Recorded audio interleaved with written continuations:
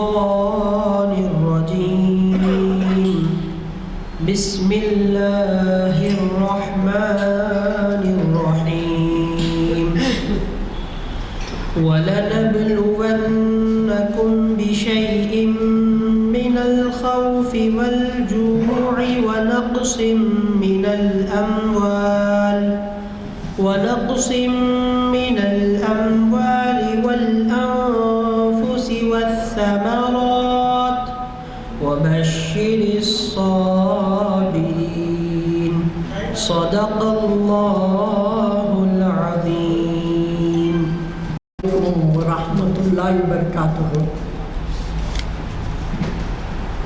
آج 14 دسمبر 2024 عیسوی مطابق 11 جمادی الثانی 1446 ہجری بعد نماز عصر بروز ہفتہ جامع مسجد عالیہ گن فاؤنڈری کے کانفرنس ہال میں تاریخ اسلام لیکچر کا 1073واں لیکچر ہے یہ نشست. اور آج کا عنوان ہے عروج کا راستہ. اور ہم مخاطب کریں گے حافظ محمد عبدالعزیز صاحب. یہ حافظ محمد رشاد الدین صاحب کا تھا لیکن ان کو کچھ ایمرجنسی کچھ کام آ گیا. ہاں تو ان کا تھا مگر وہ کچھ اس سے ہو گیا تو ان کے متبادل یہ ایمرجنسی ان کو بلائے ہیں. ہم شاید پہلی بار سن رہے ہیں ان کو. اب الحمدللہ اس سے پہلے جمعے کے خطبے میں پہلے اردو کا جو بیان ہوتا اس میں آئی تھی. الحمدللہ کافی پسند کیے گئے تھے. میں ادباً گزارش کرتا ہوں حافظ محمد عبدالعزیز صاحب سے وہ ڈائس پر آئے اور ہم کو مخاطب فرمائیں. اللہ وبرکاتہ. قال اللہ تبارک و تعالی فی القرآن المجید ان اللہ لا یغیر ما بقوم حتی یغیر ما بانفسهم. صدق اللہ العظیم. قال رسول اللہ صلی اللہ علیہ وسلم ان اللہ یرفع بهذا الكتاب اقوام ويدع بها قليل او قال علیہ الصلاۃ والسلام. رب اشرح لي صدری ويسر لي امری واحلل عقدۃ من لسانی یفقهوا قولی. سبحانک لا علم لنا الا ما علمتنا انک انت العلیم الحکیم. تمام تعریف حمد و کبریائی بزرگی اور برتری اللہ رب العالمین کے لیے جو ساری کائنات کا تنہا خالق مالک اور پروردگار ہے. درود و سلام و تمام انبیاء اور مرسلین پر خصوصیت سے خاتم نبیین حضرت محمد مصطفیٰ صلی اللہ علیہ وسلم پر اللہم صلی علی محمد وعلی آل محمد وبارک وسلم. محترم بزرگوں، عزیز نوجوان ساتھیوں، میں نے سورہ رعد کی آیت نمبر 11 آپ کے سامنے تلاوت کی ہے اور ایک حدیث آپ کے سامنے پیش کی ہے. اللہ رب العالمین نے ارشاد فرمایا ان اللہ لا یغیر ما بقوم. اللہ کسی قوم کی حالت کو نہیں بدلتا جب تک کہ وہ خود اپنی حالت کو بدلنا نہ چاہے. تو عروج کا راستہ جو ہے یہ امت مسلمہ خیر امت ہے، بھلائی والی امت ہے، یہ دینے والی امت ہے. اور اس امت کو اپنا مقام یاد ہونا چاہیے. اگر اس نے وہ ذمہ داری کو ادا نہیں کیا تو آج ہم حالات جو دیکھ رہے ہیں، جو زوال ہے، وہ اس کی عملی مثال ہمارے سامنے ہے.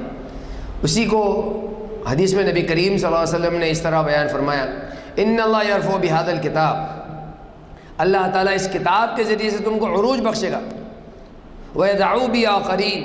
جو اس کو چھوڑ دے گا اللہ تعالیٰ اس کو نست و نابود کر دے گا، برباد کر دے گا، زوال پذیر کر دے گا. تو عزیز ساتھیوں، ہم جب بھی عروج کی بات کرتے ہیں، بلندی کی بات کرتے ہیں، تو ہمارے ذہنوں میں تاریخ میں بھی آپ دیکھیں گے پہلے عاد اور سمود تھے، فرعون تھا، اور اس نے اور اس قوم نے جو ترقی کی تھی، اس دور کی بڑی ترقی یافتہ اقوام تھی وہ، لیکن انہوں نے سرکشی کی تو اللہ کی جو سنت ہے وہ ان کے اوپر چسپاں ہوئی. اور ہمارا بھی یہی معاملہ ہے.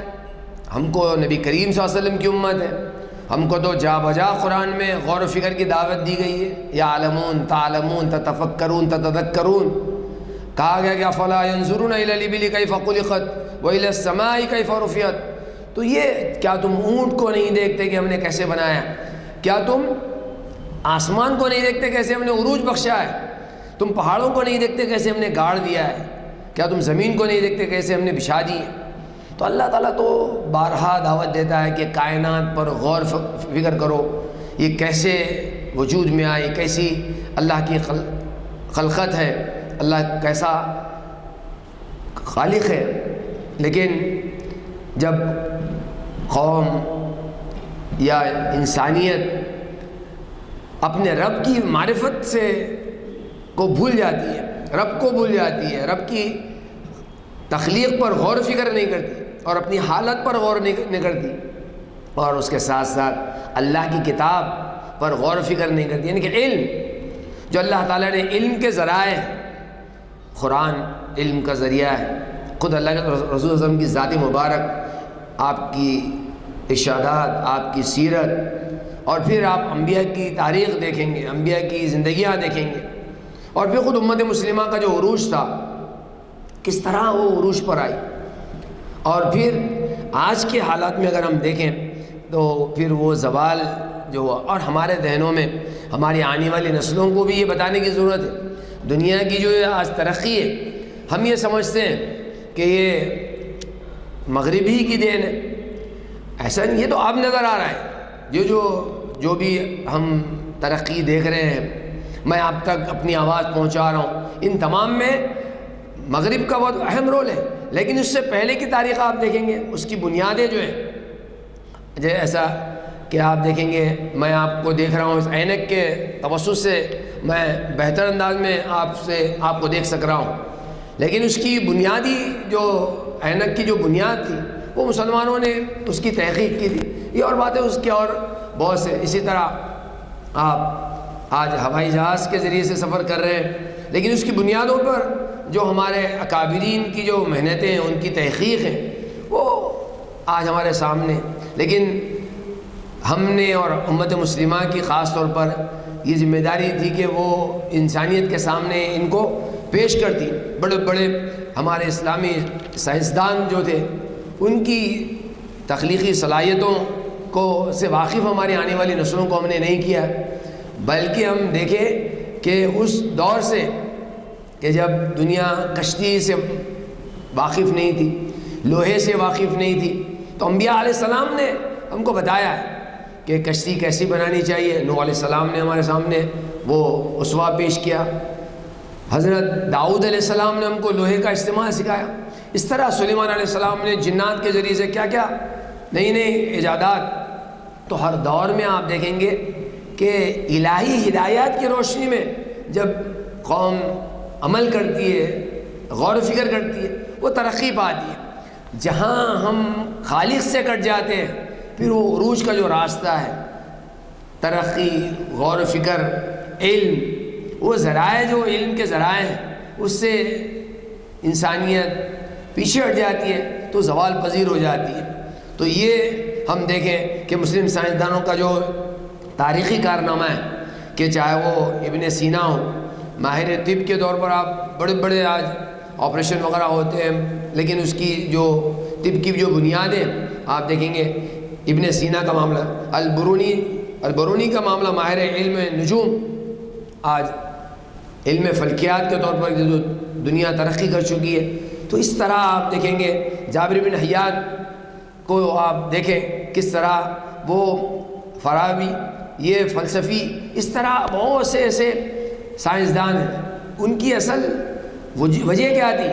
وجہ یہ تھی کہ انہوں نے اللہ کی کتاب کے ذریعے سے کائنات پر غور و فکر کیا اور انسانیت کے لیے بہت سے ایسے راستے نکالے کہ دنیا کو وہ عروج پر لے گئے اور قوم بھی ترقی کرتے گئی۔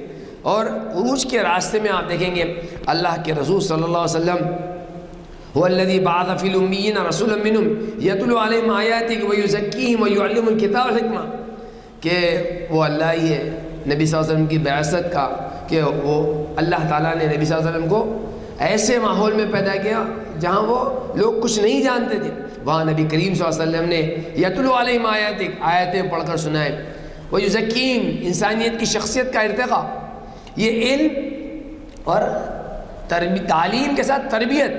آج ہمارے تعلیمی جو ہمارا کیریکولم ہے اس میں تعلیم کے ساتھ تربیت نہیں ہے، اور تعلیم کو بھی ہم نے دین کی تعلیم الگ، دنیا کی تعلیم الگ یہ تقسیم کر دیا ہے.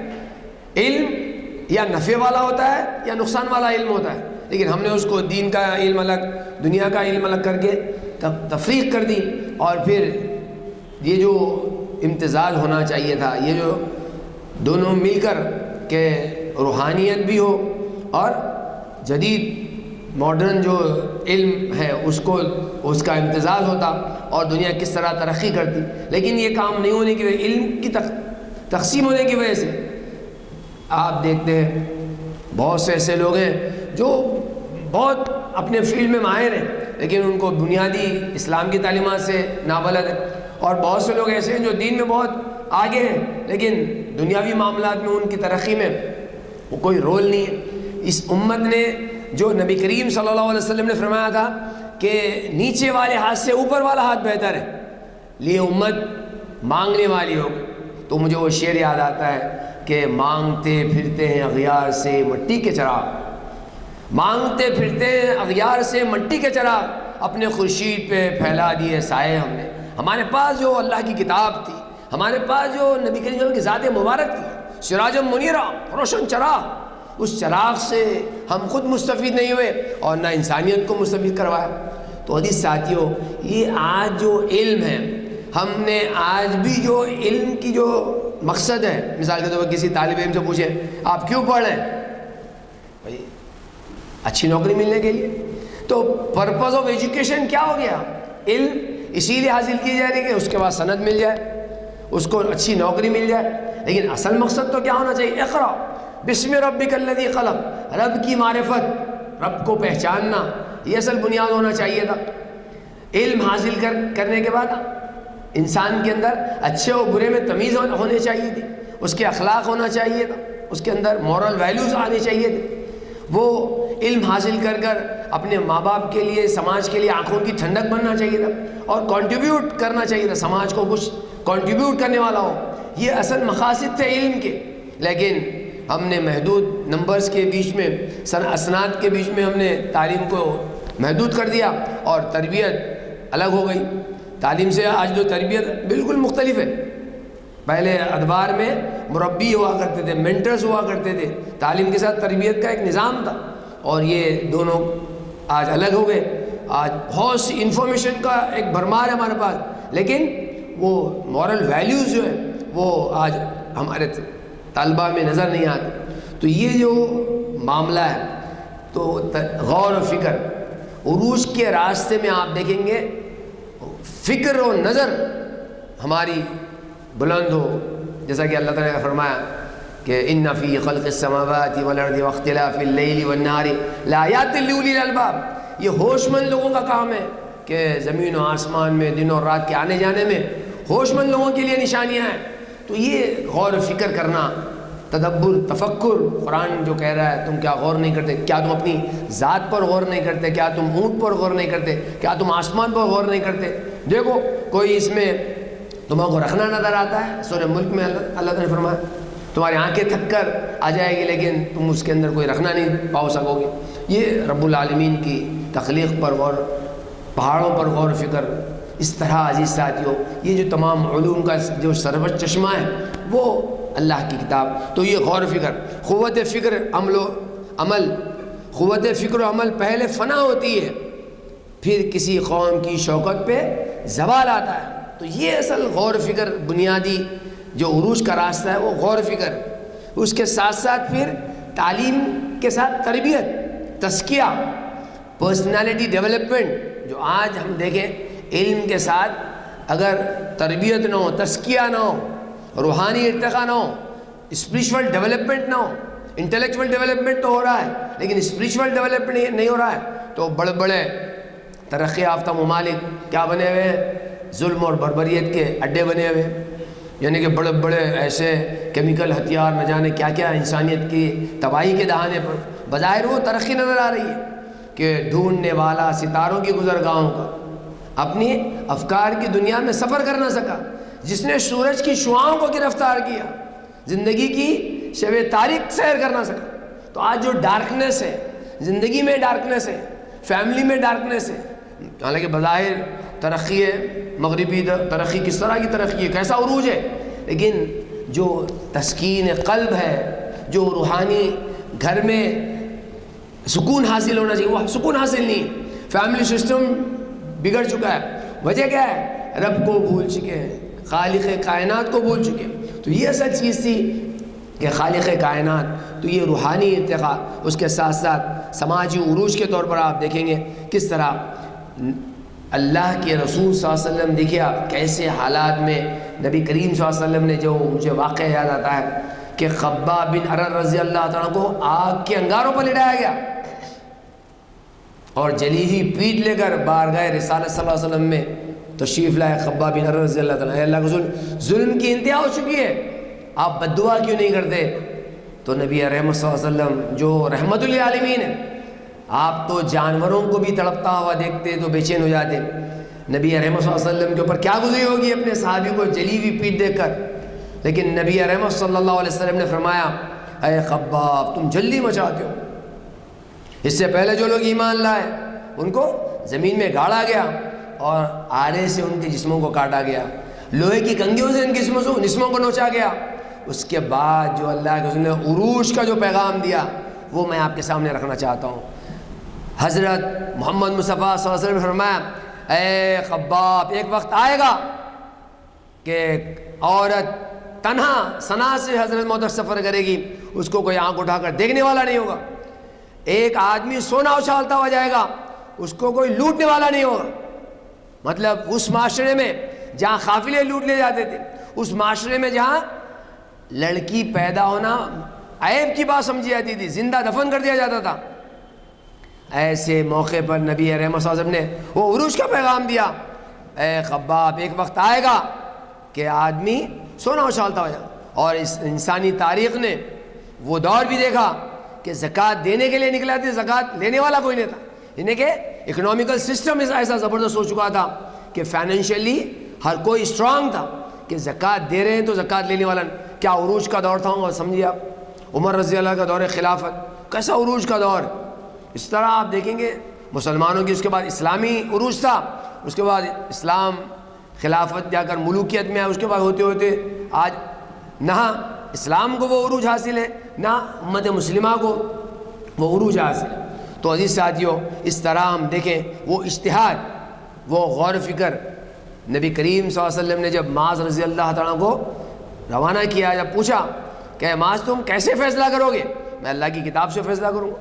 اس کے بعد اگر اللہ کی کتاب میں تم کو کوئی فیصلہ حکم نہ ملے تو اے اللہ میں آپ کی زندگی اور آپ کے ارشادات کی روشنی میں کچھ فیصلہ کروں گا. اگر وہاں بھی تم کو کچھ نہ ملے اے اللہ میں اجتہاد کروں گا دونوں کی روشنی میں، یعنی کہ قرآن اور آپ کی زندگی آپ کے ارشادات کی روشنی میں. تو یہ تو اجتہاد ہے. یہ اجتہاد کا دروازہ اگر ہم بند کر دیں گے تو عروج کیسے حاصل ہو سکتا ہے؟ تو آپ دیکھیں گے ہمارے اپنے دور میں بھی، آپ اسلامی تاریخ میں بھی آپ دیکھیں گے کہ زوال کے معاملے میں کس طرح امت کے اندر جو زوال آیا، اس میں آپ دیکھ سکتے ہیں کہ ہم نے ہمارے اندر امت کے اندر خاص طور پر جیسا کہ میں نے کہا دین اور دنیا کی تقسیم، قرآن سے ہم نے رہنمائی حاصل کرنا چھوڑ دیا، اجتہادی دور بند ہو گیا کہ گنوا دی ہم نے جو اسلاف سے میراث پائی تھی، ثریا سے زمین پر آسمان ہم کو دے مارا. تو وہ جو ہمارے اسلاف کی جو قربانیاں تھیں، ان کے جو اچیومنٹ تھے، ان کی جو ترقی کے جو راستے تھے، اس کو ہم نے چھوڑ دیا اور آج اس طرح کا معاملہ.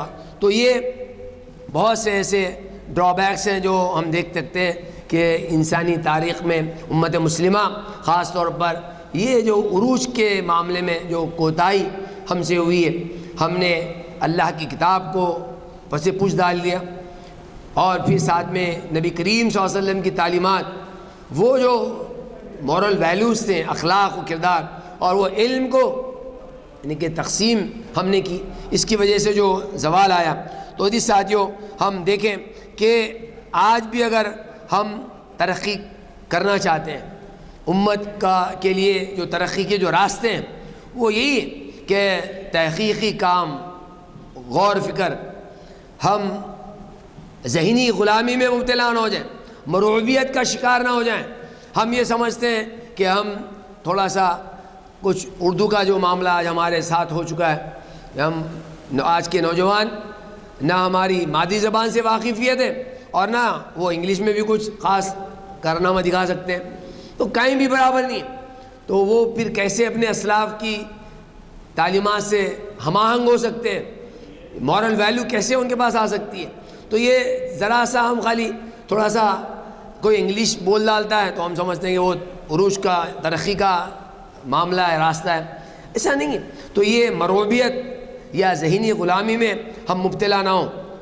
ہندوستان میں آپ دیکھیں گے جو آج حالات ہیں، اس میں جو بڑی بڑی تاریخی عمارتیں، کتنا بڑا شاہکار ہے وہ وہاں کی وہ تعمیری جو کلچر ہے، وہاں کے جو کام ہے، اس کو ہم دیکھیں۔ اسی طرح آپ دیکھیں گے اس کے بعد جو تحقیقی کام کے ساتھ جو صنعتی انقلاب آیا، آپ دیکھیں گے جو انڈسٹریل ریولوشن آیا، اس میں انسانیت کیا ہو گئی، گاؤں چھوڑ کر شہر آنے لگی، اور پھر اس کے ذریعے سے فیملی سسٹم میں جو کمزوریاں آئیں کہ گاؤں چھوڑ کر شہر آئے، فکر وہاں بھی تھی، فکر یہاں بھی ہے، وہاں فصلیں خراب ہو رہی تھیں، یہاں نسلیں خراب ہو رہی، کیونکہ ہم ترقی کے نام پر اگر ہم مغرب کی ہر چیز کو ایڈاپٹ کرنے والے بن جائیں تو پھر وہ زوال کے راستے کی طرف انسانیت جاتی ہے۔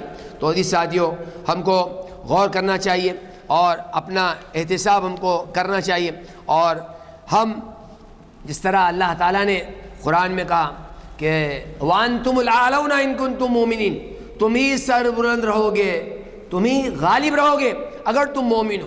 تو سب سے پہلے عروج کا جو راستہ ہے وہ علم جو رب کی معرفت کا ذریعہ بنے، رب کو پہچانے، خالق کائنات جو کریٹر ہیں اس کی معرفت۔ اقرا پڑھ رہے ہیں ہم، لیکن بسم ربک الذی خلق، رب کو چھوڑ کر پڑھ رہے ہیں، تو جب تک ہمارے اندر وہ ایمان وَأَنْتُمُ الْأَعْلَوْنَ إِن كُنتُم مُؤْمِنِينَ، تم ہی سر بلند رہو گے اگر تم مومن ہو۔ اس بات کو نبی رحمت صلی اللہ علیہ وسلم نے دعوت کی ابتدائی دور میں صفا کی پہاڑی پر چڑھ کر یہی بات فرمائی تھی کہ قولوا لا الہ الا اللہ تفلحوا، ایک اللہ کو مانو کامیاب ہو جاؤ گے۔ اس کے ساتھ نبی کریم صلی اللہ علیہ وسلم نے جو بات فرمائی تھی، اس ایک کلمے کو اختیار کرو گے عرب اور عجم تمہارے زیر نگہ آ جائیں گے، تم ڈومینیٹ ہو جاؤ گے، تم کو عروج حاصل ہوگا، سب لوگ تمہارے زیر نگہ آ جائیں گے، تمہارے انڈر آ جائیں گے۔ تو اس کلمے یعنی کہ ایمان، پھر اس کے ساتھ عزیز ساتھیوں اللہ کی کتاب سے ہمارا تعلق مضبوط ہو۔ جو حدیث میں نے آپ کے سامنے پیش کی ہے، نبی کریم صلی اللہ علیہ وسلم نے فرمایا ان اللہ یرفع بہذا الکتاب اقوام، کہ جو کوئی اس کتاب کو تھامے گا، ان اللہ یرفع، اللہ تعالیٰ اس کو رفعت بخشے گا، عروج بخشے گا، اور جو اس کو چھوڑ دے گا وَيَدْعُو بِهِ آخَرِينَ، علامہ اقبال نے اسی بات کی طرف نشاندہی کی ہے۔ وہ زمانے میں معزز سے مسلمان ہو کر اور ہم خوار ہوئے تاریک قرآن، تو جو دوسرا جو عروج کا راستہ ہے ایمان کے بعد وہ اللہ کی کتاب۔ شیخ الہند جب مالٹا کی جیل سے رہا ہوئے تو انہوں نے غور فکر کیا، پوچھا گیا ان سے کہ مالٹا کی جیل میں آپ نے کیا محسوس کیا، امت کے عروج کے لیے آپ کے پاس کیا لاہ عمل ہے؟ انہوں نے دو باتیں پیش کی کہ میں نے مالٹا کی جیل میں امت کے عروج کے بارے میں سوچا، اور آج امت کیوں زوال پذیر ہے، تو مجھے دو باتیں نظر آئی۔ ایک یہ کہ ہم نے قرآن کو چھوڑ دیا، قرآن اس معنی میں کہ ہم اس کو عملی طور پر وہاں سے روشنی حاصل کرتے، وہاں سے ہدایت حاصل کرتے، تو ایک اللہ کی کتاب، اور دوسرا امت کا انتشار، اتحاد نہیں ہے امت کے اندر، یہ دو چیزیں کیا ہے امت کو زوال پذیر کرتی ہیں۔ تو عزیز ساتھیوں، میں اور آپ بھی دیکھیں عروج کے راستے میں جہاں جو میں نے آپ کے سامنے بات رکھی کہ وہ ایمان، پھر دوسرا قرآن سے ہمارا تعلق مضبوط ہو، پھر جو عروج کا جو راستہ ہے وہ اعلیٰ و عرفہ مقصد ہے زندگی۔ آج ہمارے پاس کوئی ایم آف لائف ہی نہیں ہے، ہم خیر امت ہے، ہم کو اپنی ہی خود پہچان نہیں ہے کہ امت مسلمہ کنتم خیر امت اخرجت للناس تأمرون بالمعروف، تم بہترین امت ہو، اور بہترین امت زوال پذیر ہو سکتی ہے، دینے والی امت مانگ سکتی ہے، لیکن آج امت مسلمہ نے اپنے مقام سے واقفیت، اپنے مقام سے واقف نہیں، مقصد زندگی سے واقف نہیں ہے کہ ہم کون ہیں، ہم خیر امت ہیں، ہم کو اللہ تعالیٰ نے انسانیت کی بھلائی کے لیے نکالا ہے، تو امت کے لیے فائدہ مند حاصل نہ ہو، فائدہ دینے والے نہ ہوں، تو دنیا کا یہ دستور رہا ہے، جو انسانیت کے لیے فائدہ دینے والا نہیں ہوتا ہے اللہ تعالیٰ اس کو ہٹا کر کسی اور قوم کو لا دیتا ہے، کیونکہ اللہ تعالیٰ کی ساری دنیا کیا ہے، اللہ کا کنبہ ہے۔ تو حدیث ساتھیوں، جو تیسرا جو معاملہ ہے وہ ہے مقصد زندگی، وہ اعلیٰ مقصد زندگی، ایسا نہیں ہے کہ چھوٹے موٹے مقاصد ہوں۔ امت، ہم ایک امت ہے، ہم کوئی قوم اور کوئی نسل کا نام نہیں ہے، یہ امت مسلمہ ہے۔ تو امت کو عروج تبھی حاصل ہو سکتا ہے جب ہمارے اندر وہ، ہم آفاقی امت ہیں کہ دنیا کے کسی کونے میں بھی رہو، ایک کلمہ، ایک کتاب، ایک رسول کو ماننے والے، یہ امت کا تو تصور اسلام نے دیا ہے۔ اور جو چوتھی چیز ہے وہ ہے اتحاد۔ اللہ تعالیٰ نے فرمایا وَاعْتَصِمُوا بِحَبْلِ اللَّهِ جَمِيعًا وَلَا تَفَرَّقُوا، تم سب مل کر اللہ کی رسی کو مضبوطی سے تھامے رہو، تفرقے میں نہ پڑو۔ تو یہ اصل چیز ہے کہ ہم اللہ کی کتاب کے ساتھ جڑ جائیں، اور اتحاد، تم سب مل کر اللہ کی رسی کو مضبوطی تھامے رہیں۔ ایک بات مجھے یاد آتی ہے، حقیقت میں اگر ہم دیکھیں کہ اگر ہم نماز پڑھتے ہیں اور نماز میں جو دعا کرتے ہیں تشہد میں، وہ بھی اگر ہمارے ذہن میں تازہ ہو جائے، التحیات للہ والصلوات والطیبات السلام علیکہ ایھا النبی ورحمۃ اللہ وبرکاتہ، اس کے بعد ہم کیا کہتے ہیں؟ السلام علینا وعلی عباد اللہ الصالحین، تمام جسمانی مالی پاکیزہ عبادتیں اللہ کے لیے، سلامتی ہو ہے اللہ کے رسول آپ پر، اللہ کی رحمتیں ہوں، برکتیں۔ اس کے بعد ہم کیا کہتے ہیں؟ السلام علینا وعلی عباد اللہ الصالحین، سلامتی ہو ہم پر اور اللہ کے نیک بندوں پر۔ اگر مسجد میں آنے والا ہر شخص یہ مان لے کہ مسجد میں آنے والے کیا، میں جہاں جہاں نیک لوگ رہتے ہیں ان کے حق میں نے دعا کی ہے، یہ کتنی بڑی بات ہے۔ اتحاد کے لیے جو مسجد ہم کو پلیٹ فارم دیتی ہے، وہ بہترین ایک اللہ تعالیٰ نے ہمارے لیے نسخہ رکھا ہے۔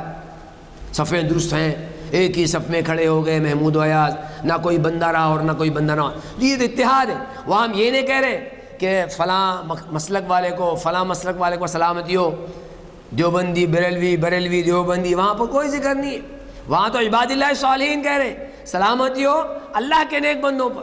تو یہ جو کانسیپٹ ہے امت کا کانسیپٹ، صالحین کے لیے دعا، یہ اس طرح کئی ایسے معاملات ہیں جہاں اتحاد کا ہم کو پیغام ملتا ہے۔ تو حدیث ساتھیوں، ہمارے اندر ڈفرینٹ اوپینین ہو سکتے ہیں، لیکن امت کے اندر انتشار نہ ہو، فرقہ بندی نہ ہو۔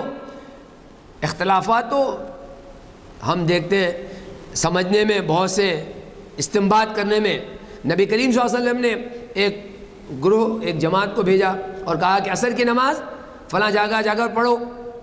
اب اس میں دو اوپینین آ گئے، وہ ایک صاحب نے کہا کہ اللہ کے رسول کا منشا یہ تھا عصر تک ہم وہاں پہنچ جائیں، ہم نہیں پہنچ سکتے، اسی لیے عصر کا وقت ہو رہا ہے، ہم یہاں عصر کی نماز پڑھ لیتے۔ دوسرے گروہ نے کہا کہ وہ نہیں معلوم، اللہ کے رسول نے فرمایا وہاں جا کر عصر کی نماز پڑھنا، وقت ہو جاؤ کچھ ہو جاؤ، ہم اللہ کے رسول کے ارشاد کی روشنی میں ہم وہیں پر نماز پڑھیں گے، وہاں پہنچ کر نماز پڑھیں گے۔ دو نمازیں ہو گئیں، ایک تو وقت کے اندر آخری وقت میں عصر کی نماز پڑھ لیے، بعض لوگ بولے نہیں ہم وہاں پہنچ کر عصر، تو بعض نے الفاظ کو لیا، بعض نے معنویت، اللہ کے رسول کا منشا کیا تھا۔ تو جب قافلہ واپس آیا تو اللہ کے رسول کے سامنے بات پیش کی گئی کہ اللہ کے رسول ہمارے پاس دو مختلف رائے ہو گئی، ایک نے کہا آپ کا منشا یہ سمجھ کر ہم نے کہ عصر تک وہاں پہنچ جانا، ہم نہیں پہنچ سکے، اس واسطے سے ہم نے وہیں وقت ہو رہا تھا ہم نے عصر کی نماز پڑھ لی۔ دوسرے نے کہا نہیں اللہ کے رسول آپ نے کہا تھا کہ وہاں پہنچ کر عصر کی نماز پڑھنا، ہم وقت ہونے کے بعد کیوں نہ ہو، ہم پہنچے کے بعد وہاں کو بھی اختلاف نہیں ہوا صحابہ کے بیچ میں، ڈفرینٹ اوپینین ہے بات۔ تو اس طرح کا معاملہ امت کے اندر بھی ہونا چاہیے، تب کہیں جا کر وہ امت ترقی کی طرف گامزن ہو سکتی ہے، ورنہ ہم خود اپنے مسائل میں گرے رہیں گے تو امت کا جو فریضہ ہے ہم انسانیت کو کیا دے سکیں گے؟ پھر ایک غلط میسیج ہم انسانیت کے سامنے پیش کرتے ہیں۔ اس کے ساتھ ساتھ عزیز ساتھیوں، عروج کے راستے میں وقت کا ضیاع ہم دیکھیں، اللہ تعالیٰ کا قد افلح المؤمنون الذین هم فی صلاتہم خاشعون، اس کے بعد ہم عن اللغو معرضون۔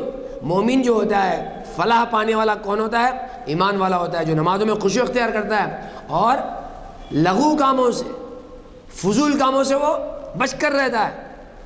تو عزیز ساتھیوں، یہ اصل عروج کے راستے ہیں کہ وقت کا صحیح استعمال کیا جائے۔ ہماری نمازیں، ہماری عبادتیں، ہمارے روزے ہم کو ٹائم مینجمنٹ سکھاتے ہیں، وقت پر کیسے کیسے کام کرنا چاہیے۔ لیکن آج ہم دیکھتے ہیں کہ ہم وقت کو ضائع کرنے والے ہیں، بلکہ راتوں میں جاگنا، اور اس طرح کے اگر ہمارے معاملے ہوں گے تو پھر یہ امت اور بطور فرد کے، بطور معاشرے کے ہم کیسے عروج پا سکتے ہیں؟ تو عزیز ساتھیوں، آج جو میں نے آپ کے سامنے بات رکھی ہے وہ سورہ رات کی آیت کی روشنی میں میں نے کہا کہ اللہ تعالیٰ اس قوم کی حالت کو نہیں بدلتا جب تک کہ وہ خود اپنے حالت کو بدلنا نہ چاہے۔ اور پھر اس کے ساتھ ساتھ میں نے آپ کے سامنے نبی کریم صلی اللہ علیہ وسلم کی حدیث مبارک آپ کے سامنے رکھی کہ نبی رحمت صلی اللہ علیہ وسلم نے فرمایا کہ ان اللہ یرفع بہذا الکتاب، کہ جو کوئی اس کتاب کو یعنی کہ قرآن کو تھامے گا اللہ تعالیٰ اس کو عروج بخشے گا۔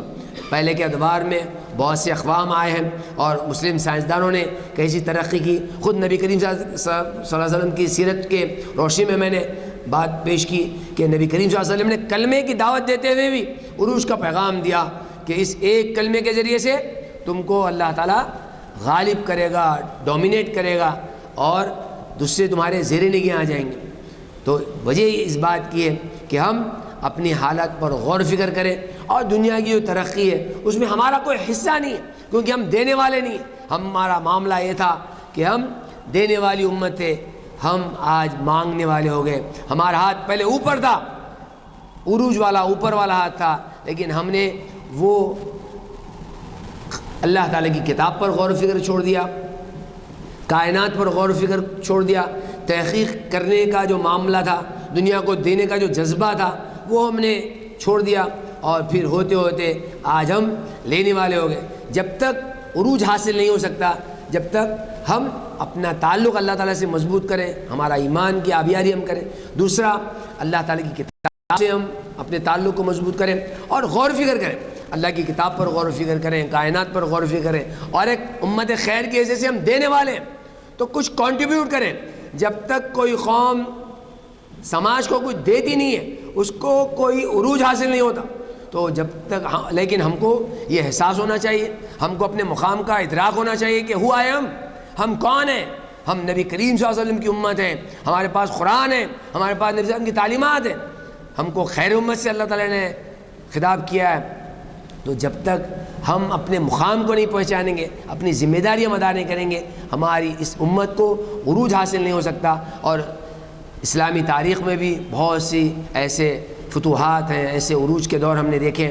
یہ عروج و زوال کا جو پیمانہ ہے وہ ہمارے سامنے ہے، تو ہم کو غور کرنا چاہیے کہ ہم اجتہاد کریں، غور و فکر کریں، اور جو تعلیمات ہیں، علم ہے، اس کو تقسیم نہ کریں۔ دین کا علم دنیا کا علم نہیں، بلکہ قرآن کی روشنی میں اور نبی صلی اللہ علیہ وسلم کی تعلیمات کی روشنی